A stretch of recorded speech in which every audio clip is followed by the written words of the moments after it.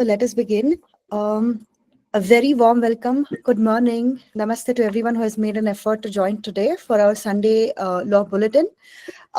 Before we commence with today's session, we would like to introduce briefly Lawyers Development Forum.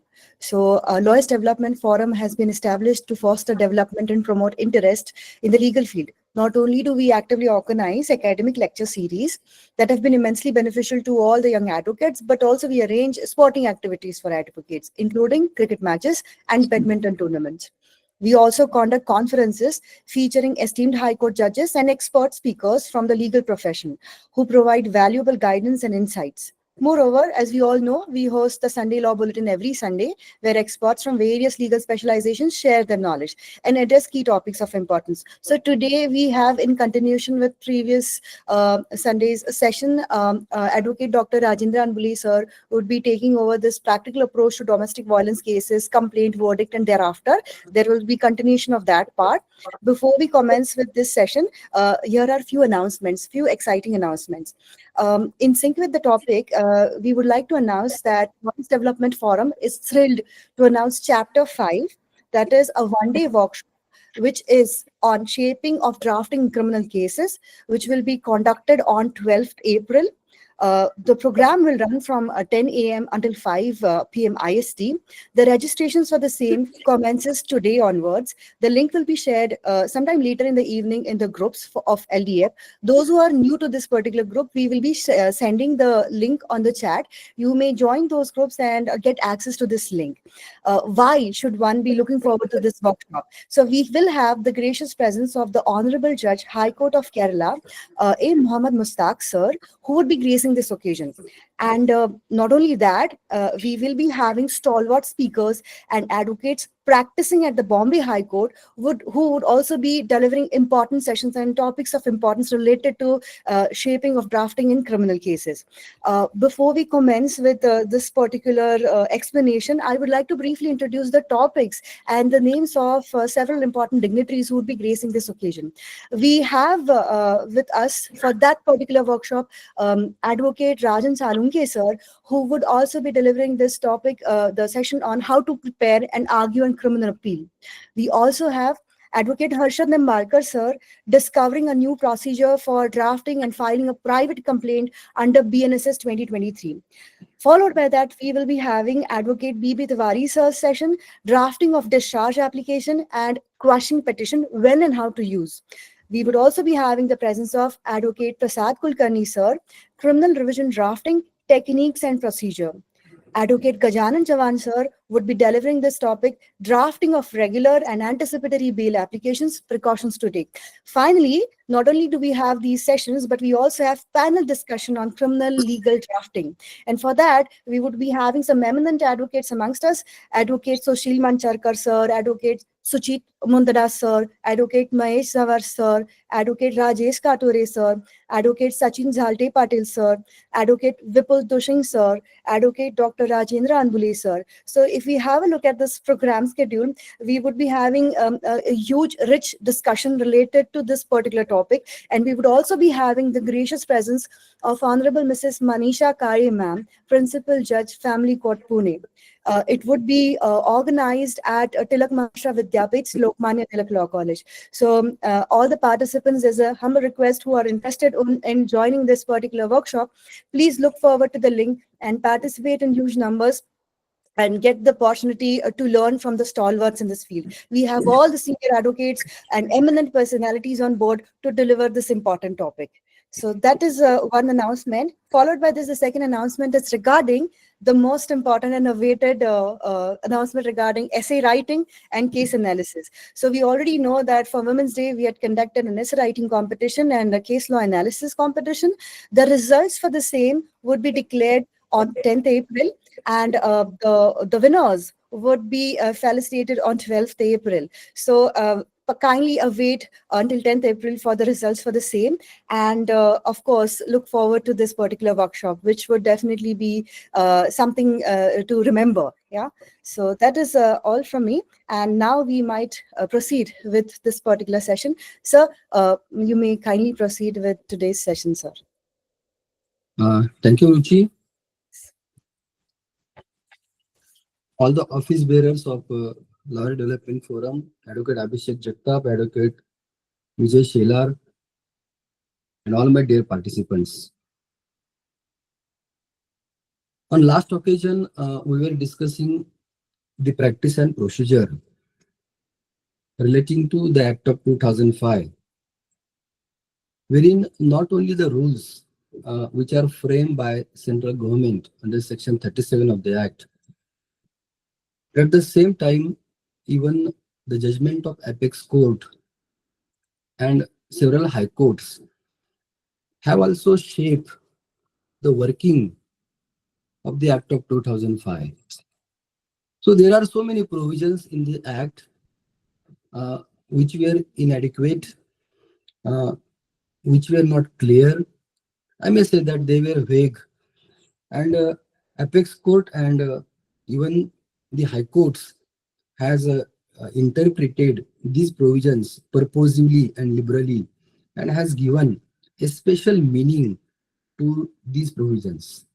Now today also I will discuss some important aspects in relating to practical working and implications of this act. And then I will move to last subtopic of this particular discussion, that is what is there once the final judgment is pronounced by magistrate under section 12 of the act. आता एक महत्त्वाचा मुद्दा असा आहे, there is one important aspect to discuss, that there is a divorce granted by the court to applicant. दोन्ही पार्टीचा आता divorce झालेला आहे. After divorce, now that wife or applicant, or we may say ex-wife, want to avail the remedies as provided by the Act of 2005. आता मुद्दा असा आहे की या कायद्याच्या कलम 12 अंतर्गत अर्ज दाखल झाला होता, तो मेरिट्सवर चालला असं गृहीत धरा थोड्या वेळासाठी. मागच्या वेळी आपण डिस्कस केलं होतं की त्यानंतर त्याचा निकाल सुद्धा झाला आणि मी एका जजमेंटच्या आधारावर सांगितलं होतं की अशा परिस्थितीमध्ये डॉक्ट्रिन ऑफ रेस ज्युडिकाटा जी आहे सेक्शन 11 सीपीसीची ती ऍप्लिकेबल होणार नाही, कारण डोमेस्टिक व्हायलन्स ऍक्टच्या बाबतीमध्ये सर्वोच्च न्यायालयाने आणि काही उच्च न्यायालयांनी असं अधोरेखित केलेलं आहे की there is a continuity of domestic violence, की भविष्यामध्ये जर परत अशा पद्धतीचा एखादा व्हायलन्स झाला, जरी पार्टी सेम असतील, जरी कॉम्पिटंट कोर्टाने आधीचा निकाल दिलेला असेल आणि जरी फायनल रिलीफ ग्रँट केली असेल, तरी परत सुद्धा या कायद्याच्या प्रोव्हिजन्स इन्व्होक करता येतील. आता मुद्दा थोडासा वेगळा आहे की applicant and respondent are now divorce. त्या दोघांचा डिव्होर्स झालाय आणि डिव्होर्स झाल्यानंतर आता या कायद्यांतर्गत ऍप्लिकंटला किंवा त्या अग्रीड पर्सनला किंवा त्या विमेनला या कायद्यांतर्गत आता रेमेडी हवी आहे. Now the issue is after divorce whether remedies granted by Domestic Violence Act can be resorted by that particular applicant. यावर एक महत्वाचं जजमेंट आहे सुप्रीम कोर्टाचं 2022च प्रभा त्यागीचंच, ज्यामध्ये डोमेस्टिक रिलेशनशिपची कन्सेप्ट डिस्कस करत असताना apex court has clarified and it is a clear ratio laid down by the apex court, wherein the court says that a decree of divorce does not absolve the liability of respondent under the provisions of Domestic Violence Act. याचा अर्थ असा की दोन्ही parties मध्ये divorce जरी झालेला असेल तर subsequent to that divorce also the person who is aggrieved is entitled to take benefit of this social legislation. मग घटस्फोट झाल्यानंतर सुद्धा या कायद्याच्या तरतुदींचा लाभ घेता येईल. कदाचित तुम्हाला हा सेटल लॉ माहितीच असेल की till the remarriage that particular lady who is a divorcee is entitled to claim maintenance from the respondent husband. म्हणजे डिव्होर्स झाल्यानंतर सुद्धा जो काही नवरा होता किंवा एक्स हजबंड आहे त्याच्या अगेन्स्ट तिला मेंटेनन्स मागता येईल जोपर्यंत तिचं रिमॅरेज होत नाही. आणि अगदी मुस्लिम लॉला सुद्धा लक्षात घेऊन किंवा त्या कायद्यातील प्रोव्हिजन सुद्धा विचारात घेऊन आता काही हायकोर्टने तर असाही निर्णय दिलेला आहे की तलाक झाल्यानंतर सुद्धा एखादी मुस्लिम लेडी जोपर्यंत परत विवाह करत नाही, पुनर्विवाह करत नाही, till that period she is entitled to claim right of residence in the house of her husband. म्हणून ह्या प्रभात्यागीच्या केसमध्ये सर्वोच्च न्यायालयाने असं स्पष्ट केलं की even though there is a decree of divorce, it will not absolve, it will not discharge the respondent from the liability under the domestic violence act. म्हणजे डिवोर्स झाल्यानंतर सुद्धा या कायद्यांतर्गत अर्ज दाखल करता येईल, अशा पद्धतीचे निकाल आता आलेले आहेत. आता एक मुद्दा दुसरा असा आहे जो आपल्याला कदाचित पडू शकतो, तो असा की if divorce is granted by mutual consent, then whether that applicant lady is entitled to claim relief under the Act of 2005. आता म्युच्युअल कन्सेंटनी डिवोर्स झाल्यानंतर या कायद्यातील तरतुदींचा बेनिफिट घेता येईल का, हा एक महत्वाचा मुद्दा आहे. याच्यामध्ये कन्सेंट टर्म कुठल्या पद्धतीच्या होत्या त्या आपल्याला बघाव्या लागतील. आणि सर्वात महत्वाचा मुद्दा असा आहे की if the proceedings has attained finality, जर फायनॅलिटी त्या प्रोसिडिंग मध्ये जर अटेन झाली असेल, रीच झाली असेल, तर मात्र घेता येणार नाही. But if the questions are kept open, मी एक उदाहरण देईल की म्युच्युअल कन्सेंटनी डिवोर्स झालाय परंतु मेंटेनन्सच्या बाबतीमध्ये त्या कन्सेंट मध्ये काहीच नाहीये, किंवा कस्टडी सपोज असं गृहीत धरा की नवऱ्याकडे आहे आणि म्युच्युअल कन्सेंटने डिवोर्स घेतलाय, परंतु फ्युचरमध्ये कस्टडीच्या बाबतीमध्ये कशा पद्धतीने त्यांनी फायनल सेटलमेंट केली त्याबद्दलही त्या कन्सेंटमध्ये काहीच नाहीये. You know the settle law की court cannot pass order of permanent custody of a child. मुलांच्या बाबतीमध्ये हा लॉ सेटल आहे की custody is never permanent, it is always temporary in nature and it can be shifted from one party to another at any time. मग अशा परिस्थितीमध्ये if the divorce has not attain finality, if the proceeding has not attain finality so far age mutual consent divorce is concern, आणि if any question is kept open, एखादा विषयावर जर त्या mutual कन्सेंटच्या petition मध्ये जर काही भाष्यच केलं गेलं नसेल, तो क्वेश्चन जर ओपन ठेवलेला असेल, तर म्युच्युअल कन्सेंटच्या डिवोर्स नंतर सुद्धा डोमेस्टिक व्हायलन्सच्या सेक्शन 12 अंतर्गत अर्ज दाखल करता येईल. आता अशा पद्धतीचा सुद्धा एक ट्रेंड डोमेस्टिक व्हायलन्स ऍक्ट मध्ये डेव्हलप झालेला आहे. If you see section 36 of the act, so what section 36 says? Section 36 says that the provisions of this act or this act is in addition to and not in derogation to any other law for the time being in force. हा कायदा अतिरिक्त स्वरूपाचा असून अन्य कुठल्याही कायद्याला बाधा आणणारा नाही, अशा पद्धतीची तरतूद या कायद्याच्या कलम 36 मध्ये आहे. This law is in addition to and not in derogation to any other law for the time being in force. हा कायदा अतिरिक्त आहे, काही अतिरिक्त रेमेडीज या कायद्याने दिलेले आहेत. म्हणून दोन महत्वाचे मुद्दे सुरुवातीलाच मी चर्चेसाठी घेत आहे, ते असे की प्रभात्यागीच्या 2022च्या सर्वोच्च न्यायालयाच्या निकालानुसार जरी दोन पार्टीज मध्ये डिवोर्स झालेला असेल तरी सुद्धा डोमेस्टिक व्हायलन्स ऍक्टच्या तरतुदींचा आधार त्या घटस्फोटित महिलेला घेता येईल, अशा पद्धतीचा निकाल सर्वोच्च न्यायालयाने दिलेला आहे. आणि सर्वोच्च न्यायालयाने या प्रभात्यागीच्या जजमेंटमध्ये असं स्पष्ट केलं की when she has lived with respondent in past at any point of time, then subsequent decree of divorce will not absolve the liability of the respondent under the provisions of the Domestic Violence Act. म्हणून हा अतिशय महत्वाचा निकाल आहे की घटस्फोट झाल्यानंतर सुद्धा डोमेस्टिक व्हायलन्सचं प्रकरण दाखल करता येईल. आणि दुसरा महत्वाचा मुद्दा की if the questions are kept open, if the proceeding has not attained the finality, if the proceeding has not attained the finality, then even after mutual consent divorce also, that aggrieved person is entitled to file proceeding under section 12 of the act.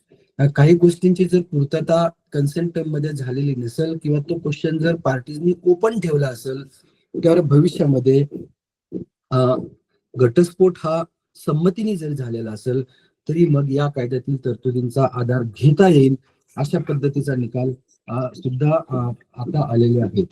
आता एक महत्वाचा मुद्दा असा आहे प्रामुख्याने जो मागच्या वेळी आपण डिस्कस करत होतो की जेव्हा जेव्हा डोमेस्टिक व्हायलन्सचे अर्ज कलम 12 खाली दाखल केले जातात त्यावेळी बऱ्याचदा जी प्रमुख मागणी अर्जदाराने केलेली असती that may be of maintenance or it may be of residence. आता मेंटेनन्स देताना आधी एक रजनीश वर्सेस नेहाचं जजमेंट येण्याच्या आधी 2022-23च्या आधी एक अशा पद्धतीचा एक ट्रेंड प्रचलित होता की if there is nothing on record in relation to the income of the husband then court can grant maintenance by applying the notional theory. एक नोशनल थेअरी एक गृहीतत्व एक लक्षात ठेवून मेंटेनन्स हा दिला जायचा. परंतु आता बऱ्याच जजमेंट्स मध्ये असं सर्वोच्च न्यायालयाने स्पष्ट केलेलं आहे की how much maintenance is to be granted.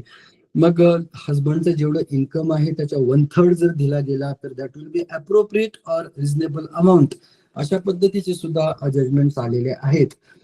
परंतु बऱ्याचशा प्रोसिडिंग्स मध्ये आपण असं बघतो की when application for maintenance is file it may be under section 12 of the act for claiming final maintenance or it may be even an interim maintenance under section 23 clause 1 of the act.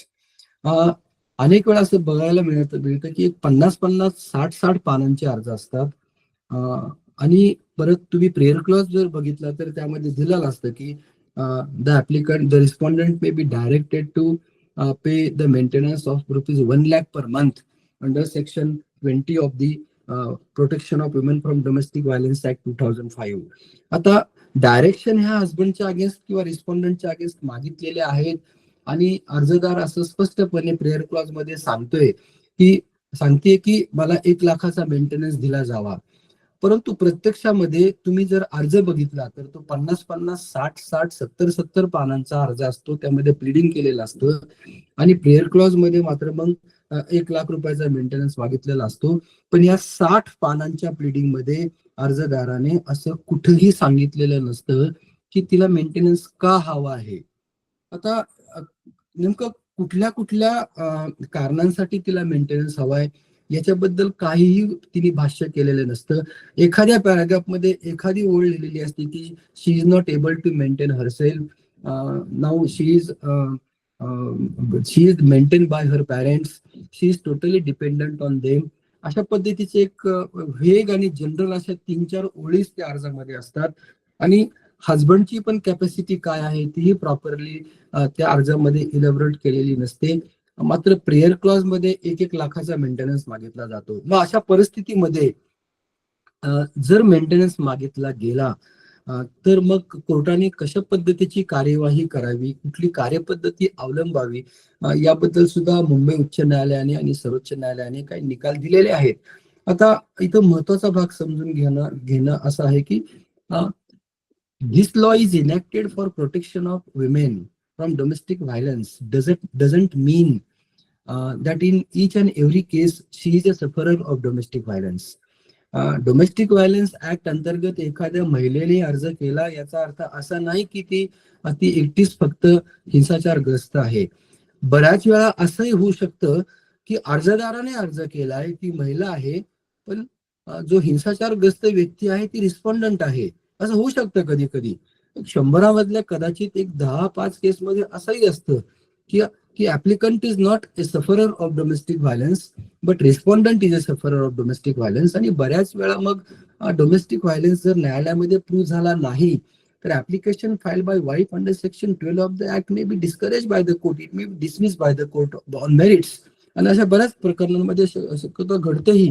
याचं कारण असं की the provisions of Indian evidence act और भारतीय साक्ष्य अधिनियम are applicable to the provisions of the Domestic Violence Act, and if the application filed under section 12 of the act is to be proved before the court, then it shall be proved by cogent evidence.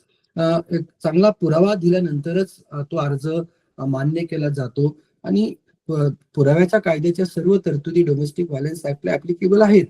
मग अशा परिस्थितीमध्ये pleading आपण कशा पद्धतीने करतो एखादी relief मागत असताना हे बघणं अतिशय महत्वाचं आहे. म्हणून एक मुद्दा आज मी मुद्दाम चर्चेला आणलाय, दुसरा महत्वाचा मुद्दा, की मेंटेनन्स मागत असताना काय काळजी घेतली गेली पाहिजे आणि रिस्पॉन्डंटनी कशा पद्धतीने तो डिस्प्रूव्ह करण्यासाठी प्लीडिंग केले पाहिजे. हे दोन महत्वाचे बॅलन्स जे भाग आहेत त्याची आपण आता चर्चा करूया. प्रामुख्याने 2017 साली प्रकाश सिंघी वर्सेस आम्रपाली नावाचं जजमेंट जेव्हा बॉम्बे हायकोर्टाने दिलं, तेव्हा ह्या प्रकाश सिंघीच्या केसमध्ये बॉम्बे हायकोर्टाने नीड अँड कॅपॅसिटी टेस्ट ही डिस्कस केली. नीड अँड कॅपॅसिटी टेस्ट म्हणजे काय? Need of the wife, capacity of the husband. आता मी आत्ताच सांगितलं की 50-50, 60-60 पानांचे अर्ज असतात, पण तो मेंटेनन्स 1 लाखाचा का हवाय, कशासाठी हवाय, हे स्पष्ट केलेलं नसतं अर्जामध्ये. मग अशा पद्धतीने जर जनरल मेंटेनन्स मागितला असेल, प्रत्यक्षात कुठली आवश्यकता डिस्कस न करता, तर तो देता येईल का? किंवा नवऱ्याची कॅपॅसिटी काय आहे तेही स्पष्टपणे मेन्शन केलेले नाही. तर अशा अवस्थेमध्ये किंवा अशा परिस्थितीमध्ये मग मेंटेनन्स ग्रँट होईल का, हा एक महत्वाचा इश्यू आहे. आता रिस्पॉन्डंटचं इन्कम जर 20,000 रुपये असेल आणि अर्जदाराने जर 50,000 रुपयाचा मेंटेनन्स मागितला, तर that particular proceeding is not tenable so फार as relief claim bye applicant is concern. म्हणून ह्या सर्व गोष्टींचा विचार करून प्रकाश सिंघीच्या केसमध्ये 2017 साली मुंबई उच्च न्यायालयाने need and capacity test evolve केली डोमेस्टिक व्हायलन्स ऍक्ट मध्ये. आणि बॉम्बे हायकोर्टाने हे क्लॅरिफाय केलं की अर्जदाराने जर एखादा अर्ज डोमेस्टिक व्हायलन्स ऍक्टच्या तरतुदीनुसार मेंटेनन्स करता न्यायालयामध्ये जर दाखल केला असेल, तर अर्जदाराची ही जबाबदारी आहे न्यायालयाला दाखवण्याची की तिच्या गरजा काय आहेत. आता गृहीत धरा थोड्या वेळासाठी की 50,000चा मेंटेनन्स मागितला गेलाय. मग ह्या 50,000चा मेंटेनन्स मागताना त्या अर्जामध्ये प्रॉपरली तिनं तसं कॅटेगरीज केल्या पाहिजे, त्याचं बायफर्केशन केलं पाहिजे की हे 50,000 रुपये मला का हवेत. आता त्यामध्ये ती सांगू शकते की माझ्या ग्रोसरीचा खर्च 5,000 रुपये आहे, माझा ट्रान्सपोर्टेशनचा खर्च 15,000 रुपये आहे, माझे जे काही मेडिकल एक्सपेन्सेस आहेत, मी सध्या आजारी असते त्याचा महिन्याचा जो काही खर्च आहे तो माझा 20,000 रुपये आहे, बाकी जो काही लाईट बिल वगैरे असेल, जर मूल असेल तर त्यांच्या मेंटेनन्सचा जो काही खर्च असेल, हा सगळा प्रॉपरली त्या अर्जामध्ये इलॅबोरेट केला पाहिजे. आता मी एक असा अर्ज बघितला होता की ज्यामध्ये 1 लाख रुपयाचा मेंटेनन्स मागितला होता, ज्यामध्ये प्रत्यक्षात तिने तिचा ग्रोसरीचा खर्च 4,000 रुपये महिन्याचा दिला होता, बाकी ट्रान्सपोर्टेशनचा खर्च 6,000 रुपयाचा दिला होता, आणि हा 1 लाख रुपयाच्या याच्यामध्ये शेवटी मिसिलेनियस एक्सपेन्सेस म्हणून तिने 60,000 रुपीज दिले होते. आता याला काही लॉजिकच नाहीये. मग अशा पद्धतीचे अर्ज जर असतील तर ते नक्कीच डिस्करेज होतील आणि कोर्ट मग मेंटेनन्स ग्रांट करताना ते विचारात घेईल की जी नीड आहे ती प्रॉपरली त्या अर्जामध्ये इलॅबोरेट झालेली नाहीये. म्हणून एक अतिशय महत्वाचा मुद्दा आहे तो असा की अर्जदाराने कलम 12 खाली अर्ज दाखल केल्यानंतर जर मेंटेनन्स मागितलेला असेल, तर मुंबई उच्च न्यायालयाच्या मते अर्जदाराची जी नीड आहे ती नीड त्या अर्जामध्ये अतिशय स्पष्टपणे तिने मेन्शन केली पाहिजे की मला एवढा मेंटेनन्स का हवा आहे, माझ्या गरजा नेमकं कुठल्या कुठल्या आहेत. काहीतरी प्लीडिंग केली एक 15, 20, 30, 40 पानांची, पण मला मेंटेनन्स कशासाठी हवा आहे, तो का हवा आहे, कुठल्या कामासाठी किती मेंटेनन्स मला लागतोय, याची स्पष्ट असा कुठल्याही त्या अर्जामध्ये किंवा प्लीडिंग मध्ये जर उल्लेख नसेल तर 100% तो अर्ज डिस्करेज होईल. आणि दुर्दैवाने परत हे मॅटर जर कदाचित उच्च न्यायालयापर्यंत गेलं तर परत या गोष्टी सर्व रेकॉर्डवर आणण्यासाठी ते मॅटर परत रिमांड करून घ्यावा लागेल, जे प्रकाश सिंघीच्या केसमध्ये 2017 साली झालं. तर याचबरोबर नवऱ्याची जी काही कॅपॅसिटी आहे, रिस्पॉन्डंटची जी काही कॅपॅसिटी आहे ती सुद्धा प्रॉपरली डिस्कस झाली पाहिजे की त्याची कॅपॅसिटी काय आहे आणि कशा पद्धतीने तो लायबल आहे मेंटेनन्स देण्यासाठी. हे प्रकाश सिंघीच्या जजमेंटनी 2017 साली अधोरेखित केलेला आहे. म्हणून हा मुद्दा प्रकर्षाने किंवा प्रामुख्याने तुम्ही लक्षात घ्या की डोमेस्टिक व्हायलन्सच्या केसमध्ये मेंटेनन्स मागताना नीड अँड कॅपॅसिटी टेस्ट जी आपल्या बॉम्बे हायकोर्टाने जी 2017 साली इव्हॉल्व केलेली आहे ती आपण लक्षात ठेवावी. याचं कारण असं की Prakash Singhi is a binding precedent under Article 227 of the Constitution of India, because the High Court is exercising power of superintendence over all the trial courts within the territory of that particular state. Not only the courts but even the tribunals also. मग अशा परिस्थितीमध्ये हायकोर्टाने दिलेला निकाल हा कनिष्ठ न्यायालयावर बंधनकारक आहे. आणि नीड आणि कॅपॅसिटी टेस्ट जर फॉलो झाली नाही तर पॅरेंटल हायकोर्टाने अशा पद्धतीची कॅटेगरी लेट डाऊन केल्यामुळं, टेस्ट लेट डाऊन केल्यामुळं आम्ही हा मेंटेनन्स देऊ शकत नाही असं कदाचित कोर्ट भविष्यात म्हणू शकतं, ट्रायल कोर्ट. म्हणून प्रकाश सिंघीचं जजमेंट बघून नीड जी आहे ती प्रॉपरली त्या अर्जामध्ये मेन्शन करणं गरजेचं आहे. आता प्रत्यक्षात फक्त बायकोची गरज बघूनच न्यायालयाने मेंटेनन्स द्यावा असं आहे का काही? तर तुम्ही जर 2024चं सर्वोच्च न्यायालयाचं जजमेंट बघितलं मागच्याच वर्षीचं, तर त्याच्यावरनं तुमच्या असं लक्षात येईल की फक्त नवऱ्याची कॅपॅसिटी न बघता फक्त बायकोची परिस्थिती बघूनच न्यायालयाने मेंटेनन्स जर दिला तर that is not a balance approach which is adopted by the court while deciding the maintenance application is observed by Honorable Supreme Court. आता सर्वोच्च न्यायालयाने हे जे जजमेंट दिले 2024 साली, प्रामुख्याने त्याचं टायटल, त्याचं नाव आहे किरण ज्योती. ही किरण ज्योतीची जी केस आहे 2024 ची, जी सर्वोच्च न्यायालयाने मागच्याच वर्षी निकालात काढली साधारण 6-7 महिन्यांपूर्वी, त्यामध्ये सर्वोच्च न्यायालयाने हे स्पष्ट केलं की while considering the application for maintenance which is filed by the applicant, even the court has to consider the financial capacity of the husband also. नवऱ्याची फायनान्शियल कॅपॅसिटी काय आहे ते पण न्यायालयाने बघावं. आता गृहीत धरा की 1 लाख रुपये त्याला पगार आहे, याचा अर्थ रॅन्डमली लगेचच तिला 1/3 मेंटेनन्स द्यावा असा आता सर्वोच्च न्यायालयाला या जजमेंट मध्ये गृहीत नाही. आता सर्वोच्च न्यायालय इथे काय सांगते की while considering financial capacity of the husband in maintenance cases, court has to see other circumstances which are related to husband. बाकीच्या ज्या परिस्थिती आहेत, ज्या रिस्पॉन्डंटशी रिलेटेड आहेत, त्याच्याशी संबंधित आहेत, याचा सुद्धा कनिष्ठ न्यायालयाने विचार करावा. ज्यामध्ये न्यायालयाने काय काय विचारात घ्यावं? नंबर 1, त्याचा ऍक्च्युअल इन्कम खरंच किती आहे हे न्यायालयाने बघावं.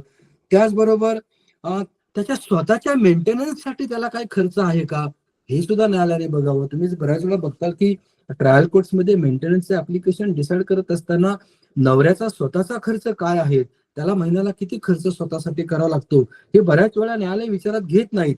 आणि फक्त मग बायकोची नीड काय आहे एवढं बघून जर तो मेंटेनन्स दिला गेला तर that will be inconsistent with the judgment given by apex court in Kiran Jyoti case. म्हणून हा एक महत्वाचा मुद्दा आहे की ऍक्च्युअल इन्कम नवऱ्याचं किती आहे हे बघत असतानाच त्याला स्वतःच्या मेंटेनन्स साठी काय खर्च लागतोय का तोही न्यायालयाने बघावा. त्याचबरोबर आणखी एक महत्वाचा मुद्दा सर्वोच्च न्यायालयाने या प्रकरणामध्ये डिस्कस केला, तो असा की त्या नवऱ्यावर अजून कोणी डिपेंडंट आहे का? अजून कोणी म्हणजे आई वडील हे त्या नवऱ्यावर डिपेंडंट आहेत का, त्या रिस्पॉन्डंटवर डिपेंडंट आहेत का, हे न्यायालयाने बघावं. मग ते जर डिपेंडंट असतील तर त्यांच्यासाठी त्याला काहीतरी खर्च करावा लागत असेल, मग तो कदाचित त्यातनं सेट ऑफ किंवा मायनस होईल. हा मुद्दा पण बघायला पाहिजे. याचबरोबर अतिशय महत्वाचा एक आणखी मुद्दा सर्वोच्च न्यायालयाने किरण ज्योतीच्या केसमध्ये 2024 साली डिस्कस केला, तो असा की डोमेस्टिक व्हायलन्सच्या केसेसमध्ये मेंटेनन्स बद्दल डिस्कशन करत असताना नवऱ्याच्या काही फायनान्शियल लायबिलिटीज आहेत का, ह्या सुद्धा न्यायालयाने विचारात घेतल्या पाहिजेत.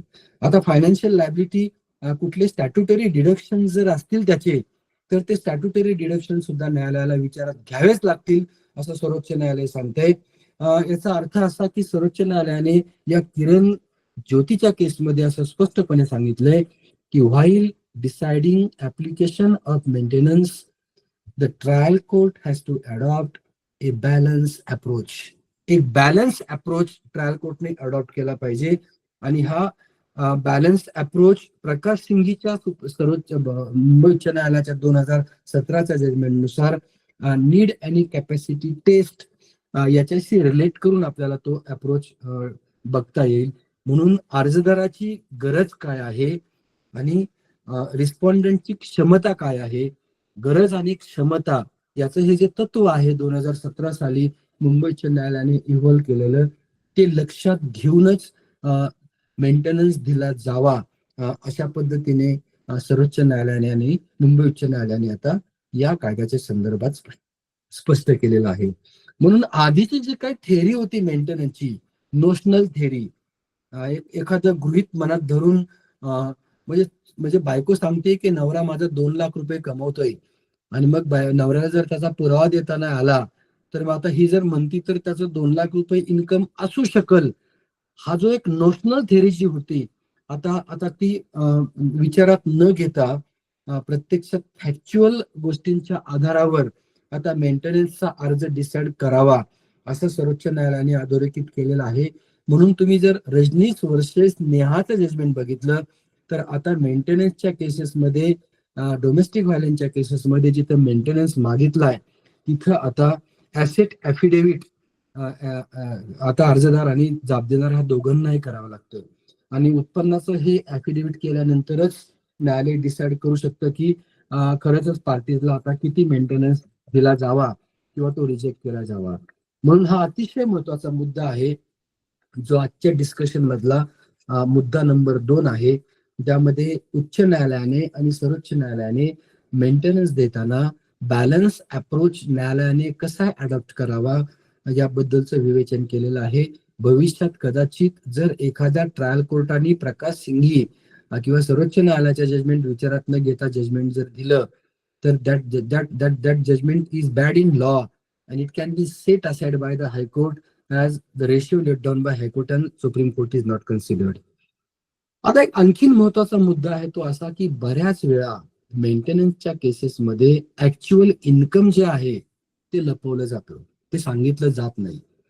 बऱ्याच वेळा अर्जदार ही कलम 23 खाली इंटरिम ऍप्लिकेशन करते, प्रत्यक्षात प्रकरण सुरू झालेलं नसतं आणि रिस्पॉन्डंटला समजतं की ती कुठेतरी नोकरी करत आहे, परंतु ऍसेट ऍफिडेव्हिट मध्ये मात्र तिने सांगितलंय की ती काहीच करत नाहीये. याला आपण suppression or concealment of material fact असं म्हणू शकतो. आणि याच्यावर आता अनेक जजमेंट आता डोमेस्टिक व्हायलन्स ऍक्ट मध्ये सुद्धा आलेले आहेत. 2008चं आता आपण जर के.डी. शर्माचं जजमेंट बघितलं, तर या के.डी. शर्माच्या जजमेंटमध्ये सर्वोच्च न्यायालयाने असं स्पष्ट केलेलं आहे की if there is any kind of suppression of facts, concealment of material facts, एखाद्या प्रकरणामध्ये जर कन्सिलमेंट ऑफ फॅक्ट असेल, तर this is nothing but abuse of the process of the court. This is nothing but the fraud impose by applicant on the court.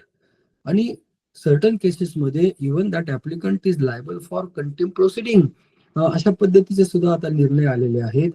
म्हणून एक उदाहरण मेंटेनन्सच्या बाबतीमध्ये मी देईल की असं की सपरेशन ऑफ फॅक्ट जर असतील, तर त्या फॅक्ट्स तुम्ही न्यायालयाच्या माध्यमातून न्यायालयासमोर तुम्ही मांडू शकता, आणि न्यायालयाच्या जर लक्षात आलं की अर्जदाराने काही गोष्टी लपून ठेवलेल्या आहेत, तर अशा परिस्थितीमध्ये supreme court is saying that the application filed by applicant can be dismissed at any stage of the proceeding. Application filed under section 12 can be dismissed at any stage of the proceeding. म्हणजे अगदी इंटिम स्टेजला सुद्धा ते अर्ज dispose केले जाऊ शकतात, ते अर्ज रिजेक्ट केले जाऊ शकतात. अशा पद्धतीचं के.डी. शर्माचं 2008चं जजमेंट आहे. त्यानंतर सुद्धा अनेक जजमेंट्स आलेले आहेत. हायकोर्टचे अनेक जजमेंट आहेत, ज्यामध्ये के.डी. शर्माचं जजमेंट हायकोर्टनी रिलाय केलंय, आणि त्या आधारावर डोमेस्टिक व्हायलन्सच्या बऱ्याचशा केसेस डिसमिस झाल्यात हायकोर्टामध्ये, कारण अर्जदाराने प्रत्यक्षात त्या प्रकरणामध्ये अर्ज दाखल करत असताना कलम 12 खाली काही गोष्टी लपून ठेवलेल्या होत्या, त्या सप्रेस केल्या होत्या, त्या कन्सील केल्या होत्या. म्हणून concealment of material facts, separation of material facts, this entitles the applicant to claim airy relief under the provisions of the Domestic Violence Act, and at the same time that application filed by her can be dismissed by court at any point of time. At any point of time means without deciding that application fully under section 12, it can be dismissed at any stage. जेव्हा न्यायालयाच्या लक्षात येईल की या व्यक्तीने कोर्टावर fraud केलेला आहे किंवा या व्यक्तीने काही फॅक्ट्स कन्सील केलेले आहेत, तर अशा परिस्थितीमध्ये मग तो अर्ज कुठल्याही स्टेजला रिजेक्ट करता येईल, अशा पद्धतीचे सुद्धा आता निकाल न्यायालयाने दिलेले आहेत.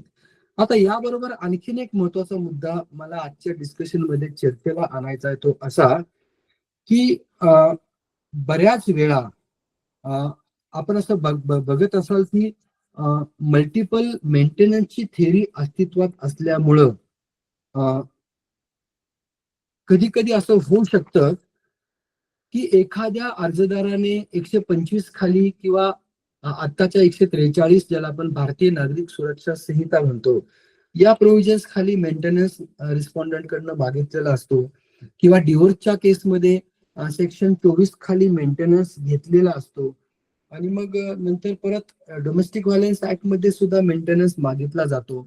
मी मागच्याच आठवड्यामध्ये तुम्हाला सांगितलं होतं की त्या आधीच्या आठवड्यामध्ये की किरण पाटीदारचं जजमेंट आहे, त्याचबरोबर बॉम्बे हायकोर्टचे सुद्धा अनेक जजमेंट आहेत ज्यामध्ये हायकोर्टाने हे क्लॅरिफाय केलेलं आहे की even though maintenance is granted under any other law, it can be granted even under the domestic violence act also. So the theory of multiple maintenance has been recognised by the court. मग अशा परिस्थितीमध्ये एक आणखीन वेगळा महत्वाचा मुद्दा मला आपल्याशी डिस्कस करायचा, तो असा की गृहीत धरा थोड्या वेळासाठी की बायकोने सेक्शन 125 खाली अर्ज दाखल केलाय because she was neglected by the respondent. आणि हा जो अर्ज आहे बायकोचा सेक्शन 125 खालचा किंवा आत्ताच्या नवीन BNSS खालचा भारतीय नागरिक सुरक्षा संहिते अन्वय केलेला, तो अर्ज मेरिट्सवर आता डिसमिस झालेला आहे. आता हा अर्ज डिसमिस झाल्यानंतर CRPC किंवा भारतीय नागरिक सुरक्षा संहितेखालचा आता डिसमिस झाल्यानंतर मग त्या अर्जदाराने परत एक नवीन अर्ज डोमेस्टिक व्हायलन्स ऍक्टच्या कलम 20 खाली आता दाखल केलेला आहे.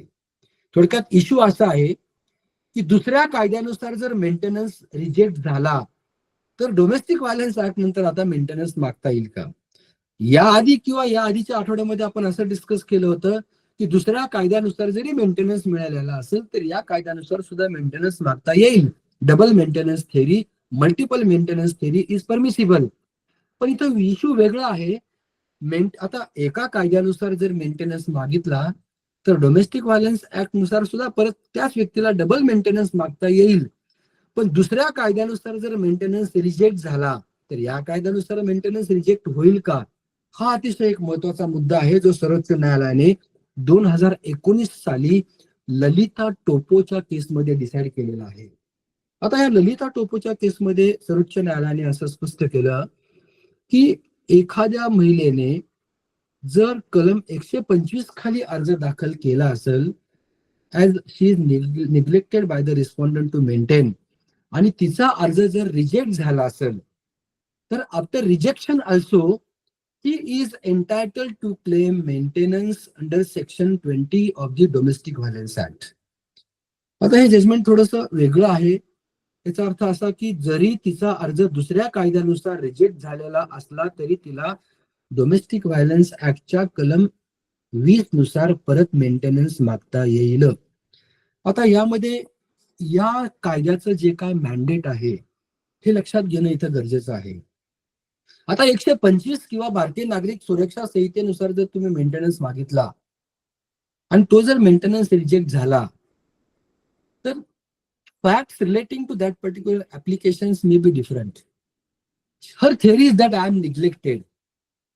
मला निग्लेक्ट केलं गेलंय अशा पद्धतीची तिची थिअरी आहे, आणि नवऱ्याने हे प्रूव्ह केले की शी इज नॉट निग्लेक्टेड, असं तुम्ही गृहीत धरा थोड्या वेळासाठी.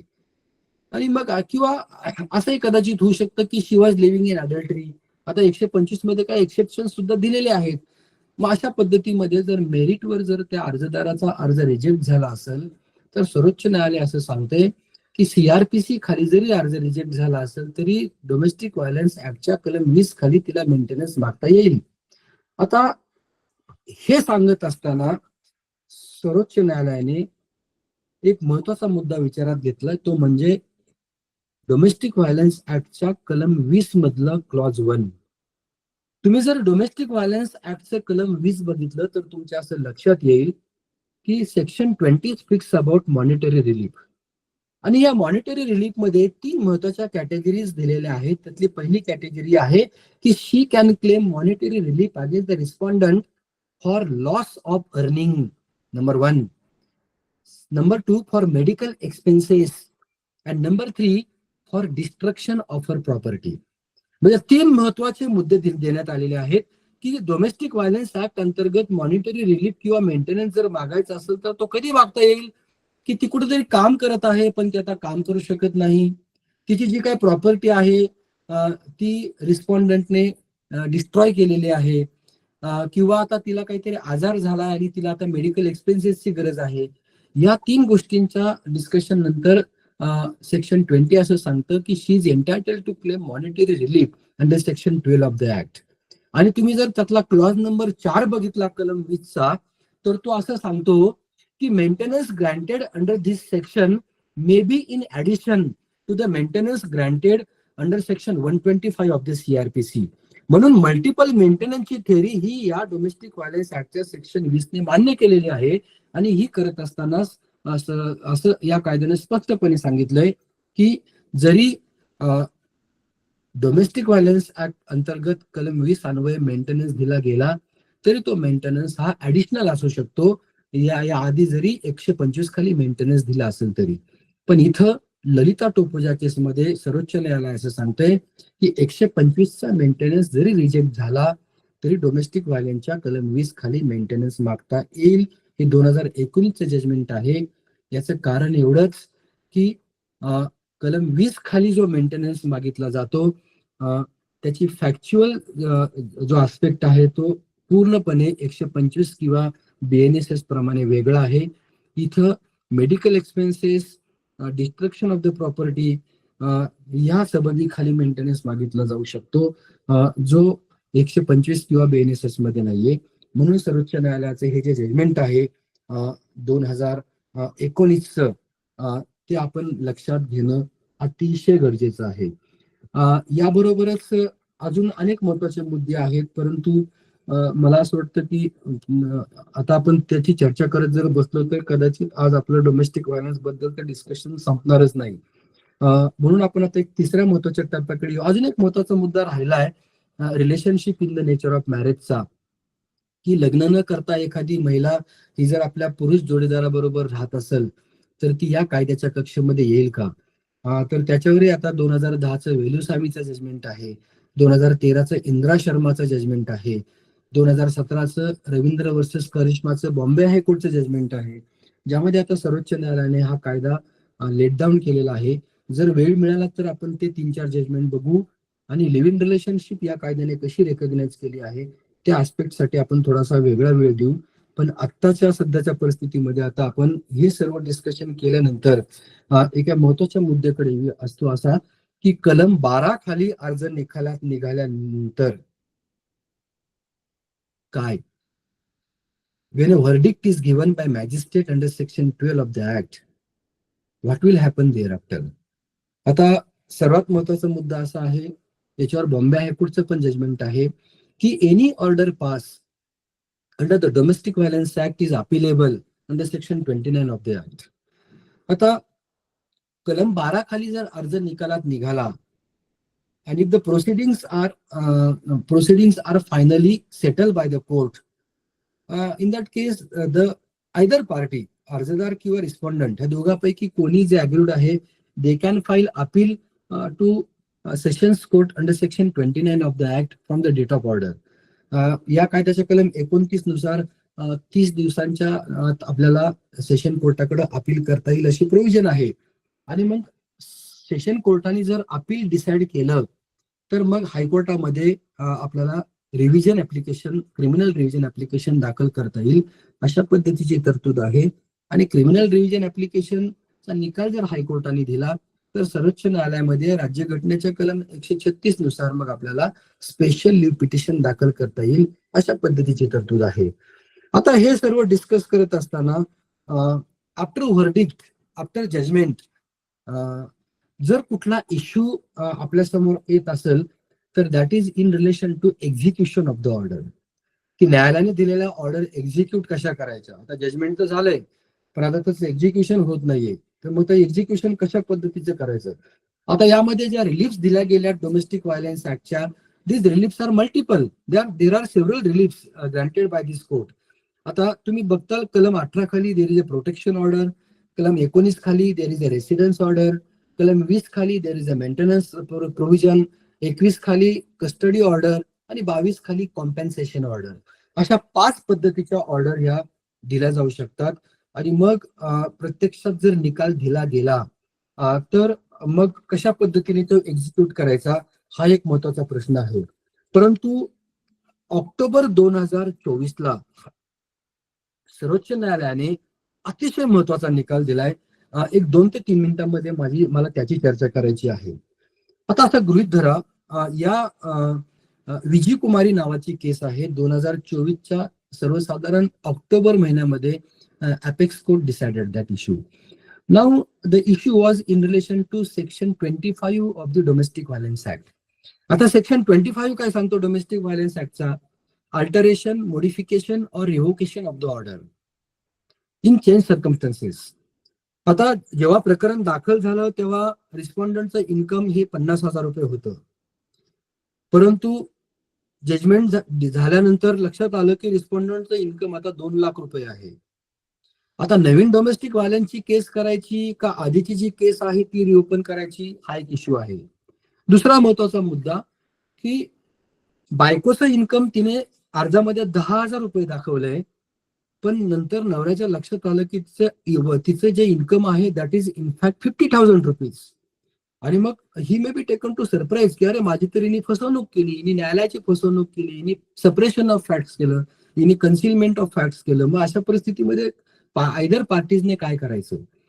आता तुम्हाला मी ह्या विजय कुमारीच्या केसचं एक एक्झाम्पल देईल, त्यानंतर आपल्या लक्षात येईल की सेक्शन 25चा स्कोप काय आहे. आता सेक्शन 25 असा सांगतो की any order pass by the court may be modified, it may be revoke or it may be alter by the court in change circumstances. बदलत्या परिस्थितीनुसार जर एखादी ऑर्डर या कायद्याच्या कलम 12-23 अंतर्गत झाली असेल तर त्यामध्ये काही बदल करण्याचे अधिकार. मग अल्टरेशन असेल, अल्टरेशन मध्ये एखादीच त्यामध्ये तरतूद कदाचित अल्टर होऊ शकते, मॉडिफिकेशन असू शकतं किंवा अगदी रिव्होकेशन सुद्धा. ती ऑर्डर जी आहे ती कॅन्सल पण केली जाऊ शकते. मग विजय कुमारच्या केसमध्ये प्रत्यक्षात असं प्रकरण घडलं होतं की कलम 12 खाली डोमेस्टिक व्हायलन्स ऍक्टचा अर्ज दाखल केला गेला होता. या प्रकरणामध्ये 12,000 रुपयाचा मेंटेनन्स रिस्पॉन्डंटच्या अगेन्स्ट न्यायालयाने दिला आणि नंतर मग रिस्पॉन्डंटने सुद्धा ते प्रकरण फारसं व्यवस्थित परसू केलं नाही आणि नंतर he file appeal before the sessions court. आता अपील त्याने वेळेमध्ये फाईल केलं नाही, that's why his appeal came to be dismiss. आता सेक्शन 29चा अपील डिसमिस झाले. आता ते अपील डिसमिस का झालं? It was due to the delay in filing the appeal. हे सगळं झाल्यानंतर त्या रिस्पॉन्डंट नवऱ्याच्या असं लक्षात आलं की अरे हिने जेवढं इन्कम आपलं स्वतःचं सांगितलं होतं त्यापेक्षा कितीतरी पटीने ती कमवत आहे. आणि मग त्याला असं वाटलं की आता हा जो मेंटेनन्स आहे तो कॅन्सल झाला पाहिजे, कारण हिने आता सांगितलेलं इन्कम हे वेगळं होतं आणि प्रत्यक्षात तिचं इन्कम हे वेगळं आहे. That's why he file he went to supreme court. त्याच्यानंतर हायकोर्टामध्ये ते प्रकरण दाखल झालं. हायकोर्टाने ते प्रकरण रिमांड केलं परत ट्रायल कोर्टामध्ये. सेशन कोर्टाने ते अपील डिसमिस केलं होतं. डिसमिस का केलं होतं? बिकॉज देर वॉज डिले झाला म्हणून डिसमिस केल्यानंतर हे प्रकरण हायकोर्टामध्ये गेलं. हायकोर्टाने ते प्रकरण अलाव केलं आणि ते मॅटर परत मॅजिस्ट्रेट साहेबांकडे रिमांड केलं.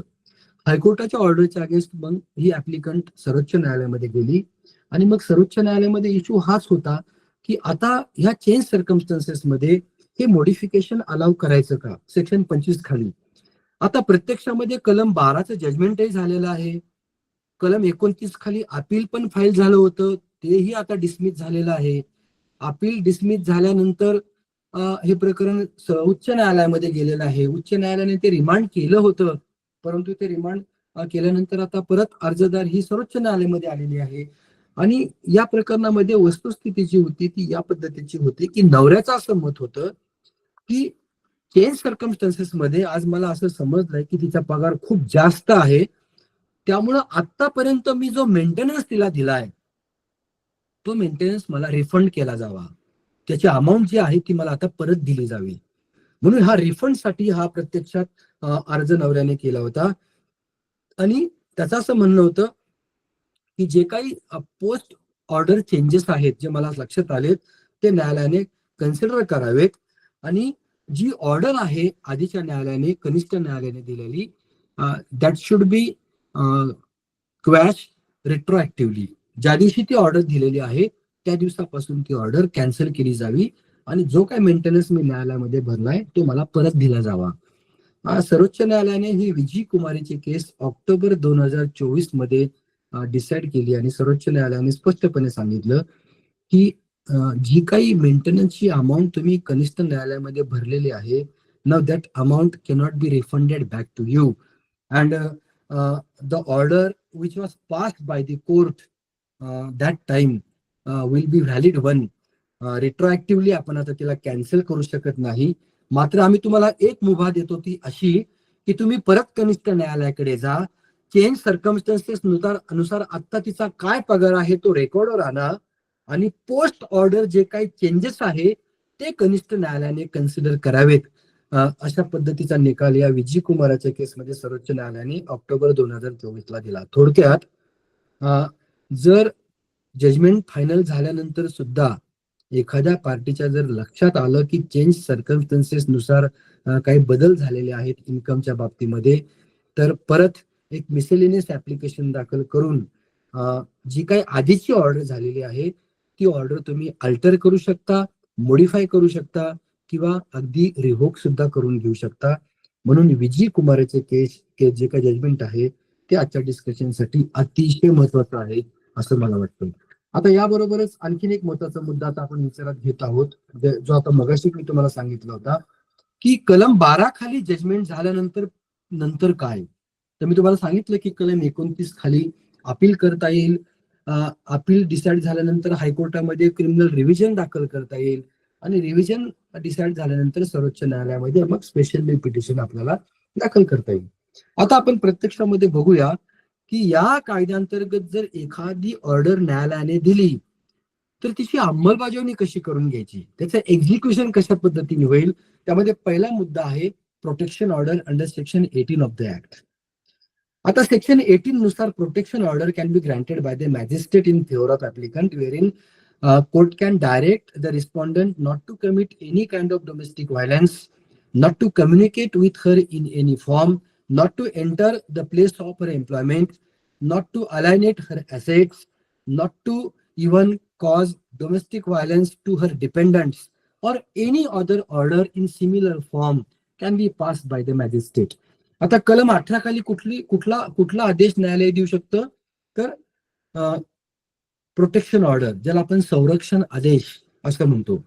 आता हा संरक्षण आदेश जर झाला आणि त्याचं जर व्हायोलेशन रिस्पॉन्डंटनी केलं, जर तो आदेश मान्य केला नाही, आता आपण गृहीत धरा की न्यायालयाने रिस्पॉन्डंटला सांगितलंय की यानंतर आता तुम्ही अर्जदाराबरोबर कुठलंही संसूचन करायचं नाही, त्यांच्याबरोबर कुठलंही संभाषण करायचं नाही, आणि 1 जानेवारीला ही ऑर्डर झाली आणि 10 जानेवारीला जाब देणाऱ्याने अर्जदाराला एक मेसेज पाठवला आणि तिला शिवीगाळ केली. She was abused by the respondent.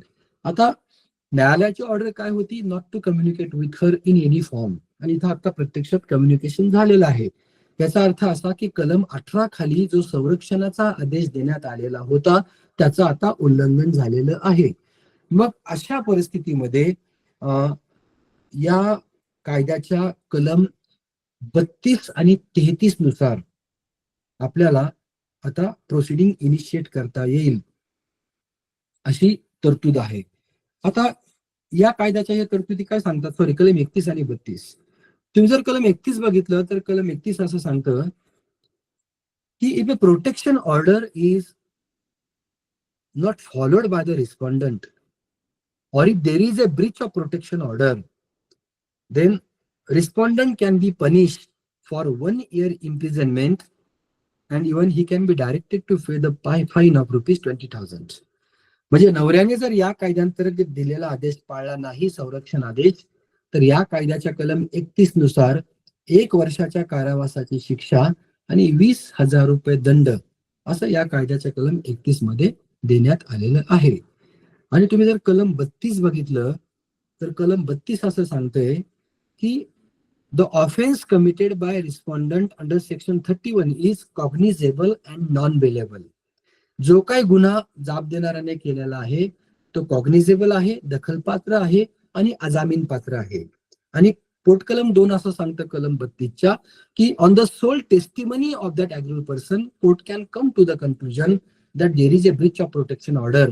आणि तुम्ही कलम 31चं पण पोटकलम 2 बघितलं तर as far as possible the violation of protection order offense can be conducted before that magistrate before whom the domestic violence application is pending. अशा पद्धतीचं सुद्धा एक वाक्य आहे. म्हणून 4 महत्वाचे मुद्दे आहेत की प्रोटेक्शन ऑर्डरचं जर उल्लंघन झालं तर 1 वर्षाची शिक्षा आणि 20,000 रुपये दंड. ज्या मॅजिस्ट्रेट पुढे डोमेस्टिक व्हायलन्सची केस चाललेली आहे त्याच मॅजिस्ट्रेट पुढे याची सुनावणी व्हावी शक्यतो असं हा कायदा सांगतो. प्रोटेक्शन ऑर्डरचं जर उल्लंघन झालं तर तो दखलपात्र आणि अजामीन पात्र गुन्हा आहे असं कलम 32 पोटकलम 1 सांगतं. आणि त्याचबरोबर कलम 32 पुढे असं सांगतं की त्या पीडित महिलेच्या एकमात्र साक्षीच्या आधारावर न्यायालय अशा कन्क्लुजनला येऊ शकतं की प्रोटेक्शन ऑर्डरचं व्हायलेशन झालेलं आहे आणि मग त्याला जी काही शिक्षा कलम 31 मध्ये देण्यात आलेली आहे ती त्याला न्यायालय देऊ शकतं. म्हणून सर्वात महत्वाचा पहिला मुद्दा आहे तो असा की प्रोटेक्शन ऑर्डरचं जर उल्लंघन झालं तर कलम 31 अन्वये यू कॅन प्रॉसिक्यूट द रिस्पॉन्डंट. त्याच्या अगेन्स्ट तुम्ही आता दखलपात्र गुन्हा आहे कलम 32 पोटकलम 1 नुसार. मग अशा परिस्थितीमध्ये you can also file first information report against him. Now under the new provisions of भारतीय नागरिक सुरक्षा संहिता सेक्शन 173 नुसार तुम्ही आता FIR करू शकता. आणि अगदी जर नाही FIR घेतली गेली तर you can file private complaint under the BNSS. म्हणून ही शिक्षेची तरतूद आहे. आणि अगदी संरक्षण आदेश झाल्यानंतर त्याचं उल्लंघन होईपर्यंत जर कधी त्या अर्जदाराला असं वाटलं की मला रिस्पॉन्डंट काही त्रास देत आहे किंवा मला संरक्षणाची गरज आहे, then he can approach to the court. Court can direct protection officer to assist her, and even court can direct the concerned police station to assist the protection officer in his discharge of official functions. म्हणजे अगदी न्यायालयाच्या माध्यमातून अर्जदार असा आदेश घेऊ शकते की तुम्ही संरक्षण अधिकाऱ्याला डायरेक्शन द्यावेत की त्यांनी मला काही काळासाठी मदत करावी. आणि संरक्षण अधिकारी हा पोलिसांची स्थानिक पोलिसांची मदत घेऊन तिला अशी मदत पुरवेल असं या कायद्याच्या रूल्स मध्ये स्पष्टपणे देण्यात आलेलं आहे. म्हणून पहिला महत्वाचा मुद्दा execution of protection order passed by magistrate under section 18 of the act. Now coming to second aspect, execution of residence order. आता रेसिडेन्स ऑर्डर काय आहे? निवासाचा आदेश. असा गृहीत धरा की नवऱ्याने बायकोला घराच्या बाहेर काढलं होतं आणि कोर्टाने आता सांगितलंय की she is allowed to reside in that house आणि नवरा तिला घरात येऊ देत नाही. अशा परिस्थितीमध्ये that applicant can approach to the magistrate court. Magistrate कोर्टाकडे अप्रोच होऊन she can file application under rule 10 C, B and F of the domestic violence rule 2006. मग न्यायालयामध्ये ती अर्ज दाखल करू शकते. रूल 10 C, E आणि F 2006चे जे रूल्स आहेत 17 रूल्स त्यामधला रूल 10 जो आहे त्यानुसार अर्ज दाखल केला जाऊ शकतो रेसिडेन्स ऑर्डरच्या एक्झिक्युशन साठी. आणि with the aid of police magistrate can comply so far as execution is concern. मग ह्या निवासाच्या आदेशाचे एक्झिक्युशन मॅजिस्ट्रेट साहेब हे रूल 10 C, B आणि F चा आधार घेऊन पोलिसांच्या मदतीने करून घेऊ शकतात. म्हणून एक्झिक्युशन ऑफ रेसिडेन्स ऑर्डर हा दुसरा महत्वाचा मुद्दा आजच्या डिस्कशन साठी आहे. Now the coming to third important aspect, maintenance under section 20 of the act. आता मेंटेनन्सची ऑर्डर झालेली आहे पण रिस्पॉन्डंट मेंटेनन्स भरत नाही. मग अशा परिस्थितीमध्ये आता एक्झिक्युशन कसं करायचं? तर यावर 2 महत्वाचे जजमेंट आहेत. त्यातलं पहिलं महत्वाचं जजमेंट आहे 2013चं सागर शेंडगेचं. हे बॉम्बे हायकोर्टने दिलेलं जजमेंट आहे. जस्टिस रोशन दळवी यांनी हे जजमेंट 2013 साली दिलं होतं सागर शेंडेच्या केसमध्ये.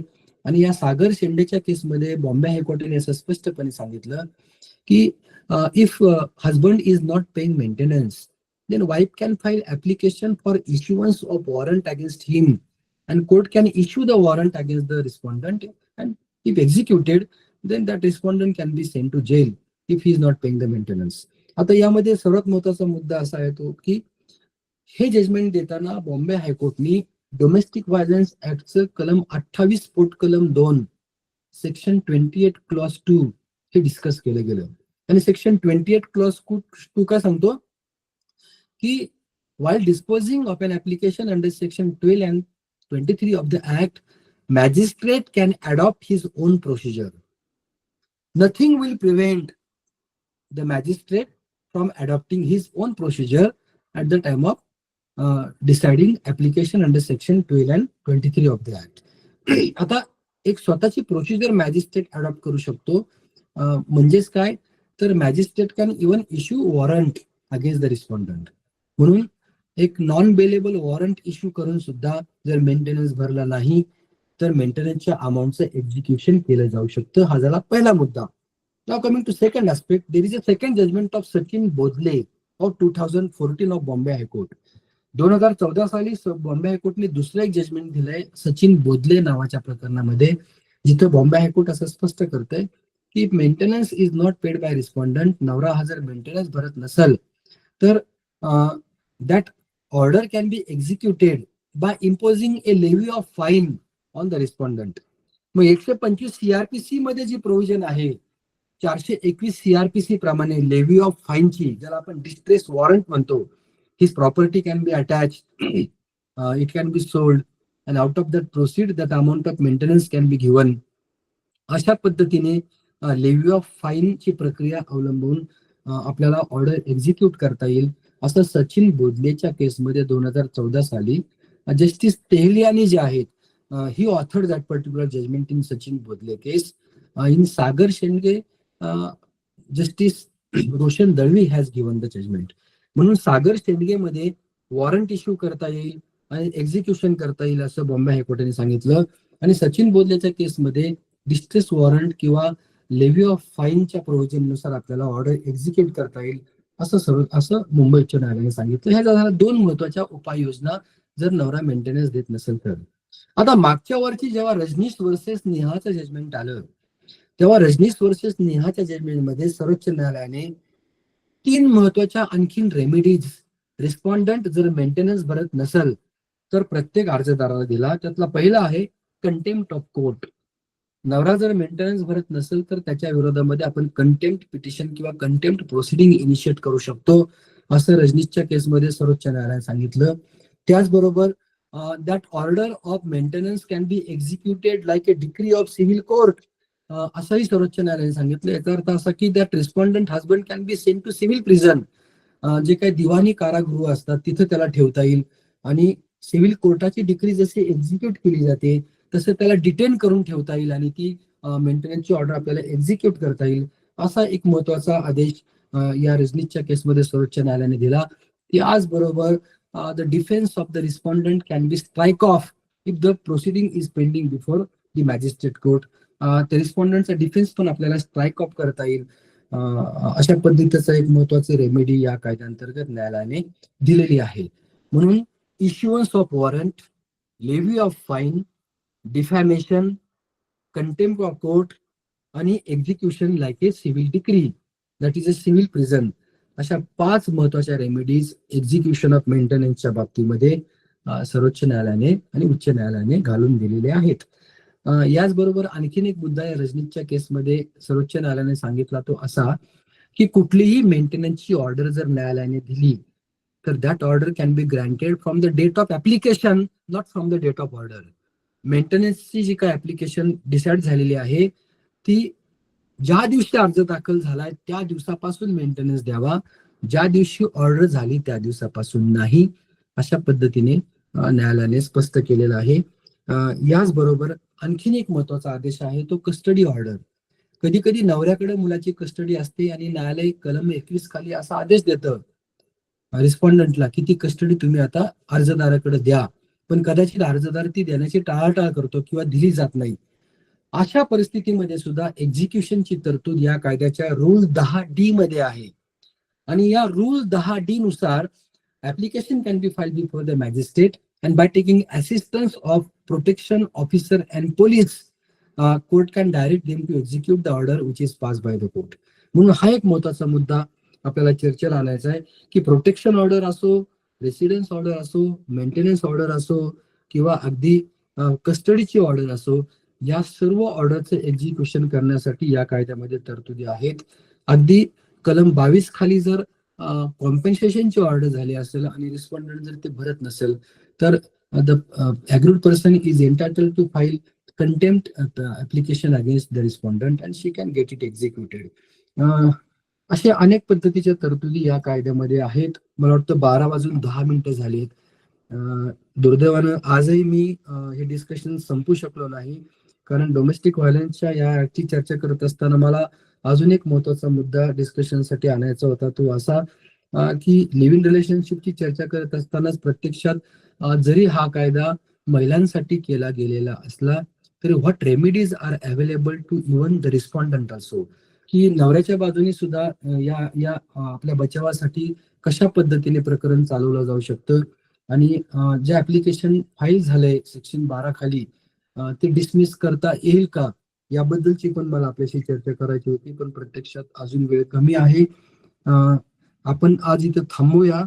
मागच्या 3 लेक्चर्स मध्ये मला वाटतं काही क्वेश्चन्स तुम्हाला असतील, ते क्वेश्चन्स तुम्ही आमच्या ऑर्गनायझर्स कडे द्या.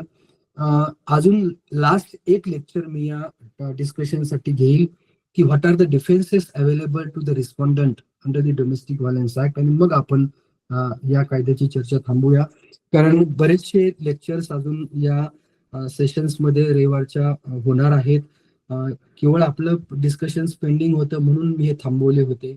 एक 6 ते 7 अजून लेक्चर्स आपले नवीन होणार आहेत, परंतु नेक्स्ट वीक मध्ये आपण एक लास्ट लेक्चर या कायद्यांतर्गत डिस्कस करू, एक साधारण अर्ध्या तासामध्ये किंवा पाऊण तासामध्ये, आणि त्यानंतर एक 15 ते 20 मिनिटांचा वेळ मग मी प्रश्न उत्तरासाठी आपल्याला देईल. आमचे जे काही कोऑर्डिनेटर्स आहेत, आमचे जे LDFच्या रुची मेमाने मॅडम आहेत किंवा चिंतिता अगरवाल आहेत, त्यानंतर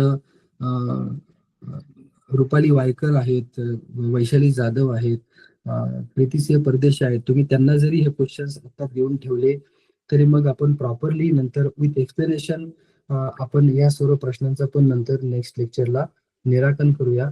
मी तुम्हाला सर्वांना इन्व्हाइट करतो की 12 एप्रिलला आपण shaping of drafting in criminal cases या विषयावर 1 दिवसांचं वर्कशॉप पुण्यामध्ये ठेवलेलं आहे. असा एक गैरसमज आहे वकिलांमध्ये की क्रिमिनल केसेसमध्ये ड्राफ्टिंगची गरज नसते, परंतु प्रत्यक्षात मग प्रॉपरली जर तो ऍप्लिकेशन किंवा पिटिशन ड्राफ्ट केलं गेलं नाही तर मग आपल्याला बऱ्याच वेळा अपयश येतं. प्रायव्हेट कंप्लेंट मध्ये फॅक्ट्स आणि लॉ कशा पद्धतीने आपण एकत्र आणले पाहिजेत हे आपल्याला कदाचित बऱ्याच वेळा जमत नाही. बऱ्याच वेळा बेल ऍप्लिकेशनवर आपण जनरल ग्राउंड्स घेतो की he will not tamper the evidence, he will remain present before the court, he is having roots in the society, he is from good family, entire family is dependent on him. परंतु आणि अशा cases मध्ये बऱ्याच वेळा काही कायदेशीर पण आपल्याला ग्राउंड घेता येत असतात. कधी कधी पॅरिटीचं ग्राउंड असतं, कधी कधी बेसिक इन्ग्रेडियंट त्या लॉचे सॅटिस्फाय झालेले नसतात, कधी कधी बाकी काही एखाद्या सुप्रीम कोर्ट हायकोर्टच्या जजमेंटमुळं आपल्याला ग्राउंड रेज करता येऊ शकतं. आत्ताच 1-2 दिवसापूर्वी बॉम्बेमध्ये एका पॉक्सोच्या आणि रेपच्या केसमध्ये फक्त पोलिसांनी आरोपीच्या नातेवाईकांना अरेस्ट बद्दल लेखी कळवलं नाही म्हणून फक्त PR बॉन्डवर जामीन दिला. मग असं का होतं?